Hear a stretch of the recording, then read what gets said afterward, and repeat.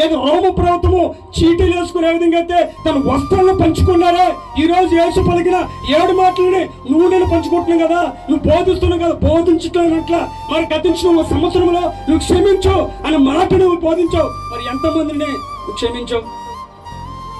నువ్వు ఎంతమందిని క్షమాపణ అడిగావు? ఆ రోజు రోమ ప్రభుత్వం వారు ఆయనకి సిలువ వస్తున్నప్పుడు తన వస్త్రము చీటీలు వేసి పంచుకున్నారండి. ఈ రోజు గుడ్ ఫ్రైడే అనే సందర్భంగా గుడ్ ఫ్రైడే అని చెప్పుకుంటూ ఈ రోజు 7 మాటలని ఒక్కొక్కరు పంచుకోవట్లేదు, పంచుకోండి మంచిదే. కానీ గతించిన సంవత్సరంలో నువ్వు క్షమించమని మాటను బోధించావు, ఆ మాట నీ జీవితంలో నెరవేర్చావా? క్షమించను కూడా మీరు చెప్పారు. ఆ రోజున ఒకరిని క్షమించావా? ఒకరిని నువ్వు క్షమాపణ అడిగావా? అది చాలా కష్టమైన పని.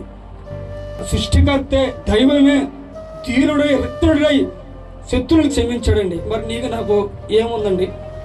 ప్రభువుని యేసుక్రీస్తుని కొట్టారు, మొహమ్మద్ ఉమ్మేశారు, 350 మంది వాలీబాల్ ఆడుకుని అత్తనే మౌనంగా ఏమనుకున్నా తన తండ్రికి ఏం చెప్తుందో తెలుసా? క్షమించండి. మరి ఎంతమంది క్షమించావు?